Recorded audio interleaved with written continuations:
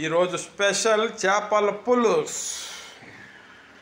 అన్నీ నా చేత్తోనే చేస్తానండి. ఫస్ట్ ఉల్లిపాయలు కోసుకోవాలి, కావాల్సినంత ఉల్లిపాయలు కోసుకోండి, 4 పచ్చిమిరపకాయలు, తర్వాత ఆయిల్ కొంత కావాల్సినంత ఆయిల్ వేసుకొని దాంట్లో ఫస్ట్ ఉల్లిపాయలు వేసుకొని తర్వాత అల్లం వెల్లుల్లి పేస్టు, తర్వాత కొంచెం 1/2 స్పూన్ పసుపు వేసుకొని కలుపుకోండి.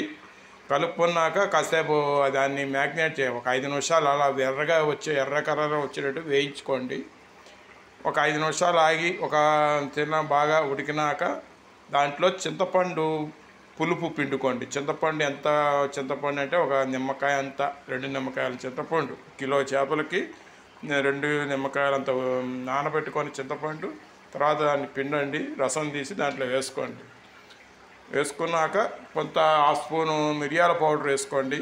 ఒక 2 స్పూన్లు కారం వేసుకొని కొంచెం బాగా మరగనిచ్చి దాంట్లో చేప ముక్కలు కడిగి పెట్టుకుంటారు కదా, ఆ చేప ముక్కలు వేసుకోండి. చేప ముక్కలు వేసుకొని సిమ్ ఫ్లేమ్లో ఒక 10 నిమిషాలు ఉడకనిచ్చి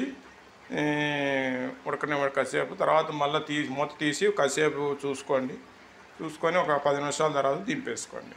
చేపల పులుసు రెడీ. చూస్తారా చేపల పులుసు ఎలాగుందో? ముక్కలు చూసారా?